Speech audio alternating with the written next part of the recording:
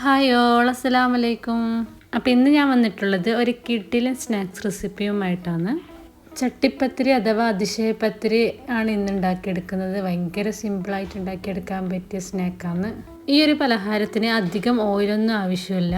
കുഴക്കാതെയും പരത്താതെയും ഒക്കെ നമുക്ക് സിമ്പിളായിട്ട് തയ്യാറാക്കാൻ പറ്റിയൊരു അടിപൊളി സ്നാക്കാണ്. അപ്പോൾ ഇതെങ്ങനെ ഉണ്ടാക്കുന്നത് നോക്കിയാലോ.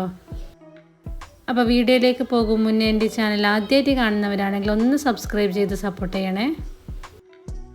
അതിനായിട്ട് ആദ്യം തന്നെ ഇതുപോലൊരു പാൻ ചൂടാക്കാൻ വെക്കാം. അതിലേക്ക് ഒരു 2 ടേബിൾ സ്പൂൺ ഓയിൽ ഒഴിച്ച് കൊടുക്കാം. ഓയിലൊന്ന് ചൂടായതിനു ശേഷം ഇതിലേക്ക് 1 ടേബിൾ സ്പൂൺ ഇഞ്ചി വെളുത്തുള്ളി പേസ്റ്റും 1 പച്ചമുളക് ചെറുതായി കട്ടാക്കിയതും ചേർത്തെടുത്ത് നല്ലതുപോലെ ഒന്ന് വഴറ്റിയിട്ടെടുക്കാം. ഇഞ്ചിയുടെയും വെളുത്തുള്ളിയുടെ ഒരു പച്ചമണം മാറുന്നത് വരെ ഇതുപോലെ ഒന്ന് ഇളക്കി കൊടുക്കണം. അതിനുശേഷം ഇതിലേക്ക് ഒരു 3 സവാള ചെറുതാക്കി കട്ടാക്കിയത് ഇട്ട് കൊടുക്കാം. ആവശ്യത്തിന് ഉപ്പും ചേർത്ത് നല്ലതുപോലെ ഒന്ന് വഴറ്റിയിട്ടെടുക്കാം. ഇതിപ്പോൾ ഇവിടെ സവാളയൊക്കെ നല്ലതുപോലെ തന്നെ വഴന്നു വന്നിട്ടുണ്ട്. ഇത്രയും മതി. ഇനി ഇതിലേക്ക് 1 ടേബിൾ സ്പൂൺ മുളക് പൊടി ചേർത്ത് കൊടുക്കാം. ഞാനിപ്പോൾ മുളക് പൊടിക്ക് പകരം മുളക് അരച്ചതാണ് ചേർത്ത് കൊടുക്കുന്നത്. മുളക് പൊടി ചേർത്ത് കൊടുത്താലും മതി. 1 ടേബിൾ സ്പൂൺ മുളക് പൊടി, 1 ടീസ്പൂൺ മല്ലിപ്പൊടിയും 1 ടീസ്പൂൺ ചിക്കൻ മസാല, 1/2 ടീസ്പൂൺ കുരുമുളക് പൊടി, 1/2 ടീസ്പൂൺ മഞ്ഞൾപ്പൊടിയും ചേർത്ത് നല്ലതുപോലെ ഒന്ന് വഴറ്റിയിട്ടെടുക്കാം. പൊടികളുടെ പച്ചമണം മാറുന്നത് വരെ ഇതുപോലെ ഒന്ന് ഇളക്കി കൊടുക്കാം. അതിനുശേഷം ഇതിലേക്ക് ചിക്കൻ ഉപ്പും കുരുമുളകും ചേർത്ത് വേവിച്ച് മിക്സിയിലൊന്ന് ക്രഷ് ചെയ്തിട്ടെടുത്തതാണ്. അത് ചേർത്ത് കൊടുക്കാം. ചിക്കനും ചേർത്ത് നല്ലതുപോലെ ഒന്ന് മിക്സ് ചെയ്തിട്ടെടുക്കാം.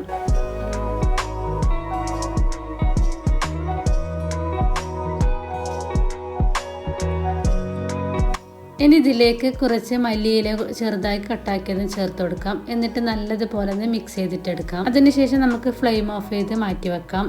നമ്മുടെ ഫില്ലിംഗ് ഇവിടെ റെഡി ആയിട്ടുണ്ട്. ഈ സമയത്ത് ഉപ്പൊക്കെ കുറവാണെങ്കിൽ ചേർത്ത് കൊടുക്കാം. ഇനി നമുക്കവിടെ മാറ്റി വെക്കാം.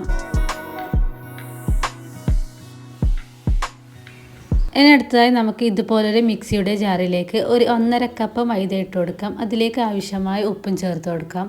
1 മുട്ട പൊട്ടിച്ചൊഴിക്കാം. 1 കപ്പ് വെള്ളവും കൂടി ചേർത്ത് നല്ലതുപോലെ ഒന്ന് അടിച്ചെടുക്കാം. ഇതിപ്പോൾ ഇവിടെ ഞാൻ അടിച്ചെടുത്തിട്ടുണ്ട്. ഒട്ടും തന്നെ കട്ടയില്ലാതെ തന്നെ അടിച്ചെടുത്തിട്ടുണ്ട്. ഇനി നമുക്കിതൊരു വേറൊരു ബൗളിലേക്ക് മാറ്റി കൊടുക്കാം. ഇനി ഇത് കുറച്ച് കട്ടിയായിട്ട് തോന്നുകയാണെങ്കിൽ കുറച്ച് വെള്ളം കൂടി ചേർത്ത് കൊടുക്കാം കേട്ടോ. ഒരുപാട് ലൂസാക്കിയിട്ട് എടുക്കരുത്.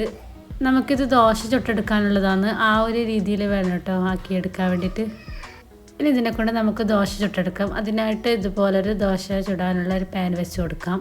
ചൂടായ പാനിലേക്ക് ഒരു തവി മാവ് ഒഴിച്ച് കൊടുക്കാം. എന്നിട്ട് നല്ലതുപോലെ ഒന്ന് പരത്തിയിട്ടെടുക്കാം. നല്ല നൈസായിട്ട് വേണം കേട്ടോ ചുട്ടിട്ടെടുക്കാൻ വേണ്ടിയിട്ട്. ഇത് ചുട്ടിട്ടെടുക്കുന്ന സമയത്ത് ലോ ഫ്ലെയിമിൽ വെച്ചിട്ട് വേണം കേട്ടോ ചുട്ടിട്ടെടുക്കാൻ വേണ്ടിയിട്ട്. ഒട്ടും തന്നെ ക്രിസ്പി ആയിട്ട് എടുക്കരുത്. ഇതൊന്ന് ഡ്രൈ ആയതിനു ശേഷം അപ്പം തന്നെ തിരിച്ചിട്ട് കൊടുക്കാം. തിരിച്ചിട്ടതിന് ശേഷം അപ്പം തന്നെ ഒരു 2 സെക്കൻഡ് ആകുമ്പോൾ തന്നെ എടുക്കണം. എന്നാലും നല്ല സോഫ്റ്റായിട്ട് നമുക്ക് ദോശ കിട്ടും. ഇതുപോലെ തന്നെ ബാക്കിയുള്ളതെല്ലാം കൂടി ചെയ്തെടുക്കാം.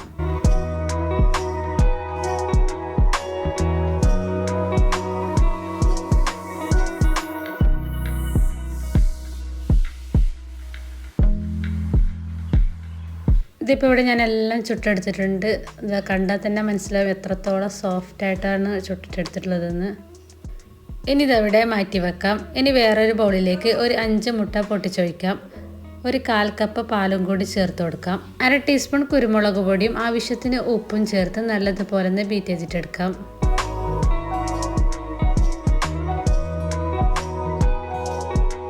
ഇതിപ്പോൾ ഇവിടെ നല്ലതുപോലെ തന്നെ ബീറ്റ് ചെയ്തിട്ടുണ്ട്. ഇനി നമുക്കിതവിടെ മാറ്റി വെക്കാം. ഇനി അടുത്ത് നമുക്ക് വേണ്ടത് ഇതുപോലെ സോസ് പാനാണ്. അതിലേക്ക് കുറച്ച് ഓയിൽ ഒഴിച്ച് നല്ലതുപോലെ ഒന്ന് സൈഡ് ഭാഗമൊക്കെ സ്പ്രെഡ് ചെയ്തിട്ട് കൊടുക്കാം. ഇനി ഓരോ ദോശയും എടുത്ത് ഇതുപോലെ മുട്ടയുടെ മിക്സിലേക്ക് നല്ലതുപോലെ ഒന്ന് ഡിപ്പ് ചെയ്തിട്ടെടുക്കാം. എന്നിട്ട് ഈ സോസ് പാനിലേക്ക് വെച്ച് കൊടുക്കാം. ഇനി അതിൻ്റെ മുകളിലായിട്ട് നമുക്ക് ഫില്ലിങ്ങും കൂടി വെച്ച് കൊടുക്കണം. ഫില്ലിങ് വെച്ച് കൊടുക്കുന്ന സമയത്ത് ആ സൈഡ് ഭാഗമൊക്കെ കുറച്ച് ഗ്യാപ്പ് ഇട്ടിട്ട് വേണം കേട്ടോ ഫില്ലിങ് വെച്ച് കൊടുക്കാൻ വേണ്ടിയിട്ട്. ഇനി ഇതിൻ്റെ മുകളിലായിട്ട് നേരത്തെ ആക്കി വെച്ച പോലെ ദോശ മുട്ടയിലൊന്ന് ഡിപ്പ് ചെയ്തിട്ട് ഇതിൻ്റെ മുകളിലായിട്ട് വെച്ച് കൊടുക്കാം. ഇനി ഇതിൻ്റെ മുകളിലായിട്ട് നമുക്ക് ഫില്ലിങ് വെച്ച് കൊടുക്കാം. ഇതുപോലെ ഞാനൊരു 8 ലെയറാണ് ആക്കിയിട്ട് എടുക്കുന്നത് കേട്ടോ.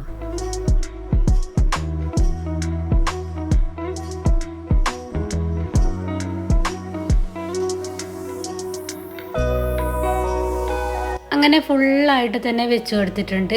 ഇനി ലാസ്റ്റ് ഇതിൻ്റെ മുകളിൽ ബാക്കിയുള്ള മുട്ട ഒഴിച്ചു കൊടുക്കാം. ഞാനിപ്പോൾ ഫുള്ളായിട്ട് ഒഴിച്ചു കൊടുക്കുന്നില്ല, കുറച്ച് മാത്രമാണ് ഒഴിച്ചു കൊടുക്കുന്നത്. ഇനി ഇത് അടച്ചു വെച്ച് നമുക്ക് അടുപ്പിലേക്ക് മാറ്റി കൊടുക്കാം.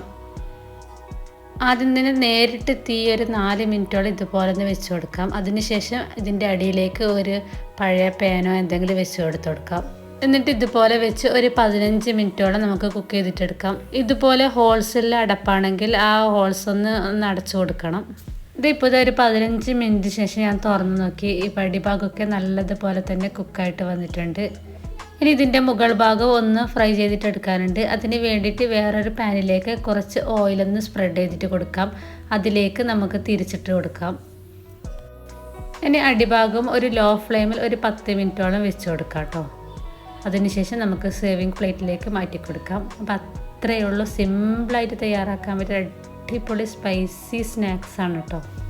നോമ്പ് മുറിക്കുന്ന സമയത്തൊക്കെ നമുക്ക് അടിപൊളിയായിട്ട് കഴിക്കാൻ പറ്റിയ അടിപൊളി സ്നാക്കാണ്. അപ്പോൾ എന്തായാലും നിങ്ങൾ ഉണ്ടാക്കി നോക്കണം. അപ്പോൾ ഉണ്ടാക്കി നോക്കിയിട്ട് നിങ്ങളുടെ ഫീഡ്ബാക്ക് കമൻറ്റിൽ പറയണം കേട്ടോ.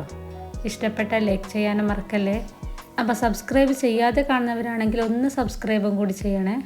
പിന്നെ അടുത്തൊരു അടിപൊളി വീഡിയോ ആയിട്ട് വീണ്ടും വരുന്നതായിരിക്കും. Thanks for watching.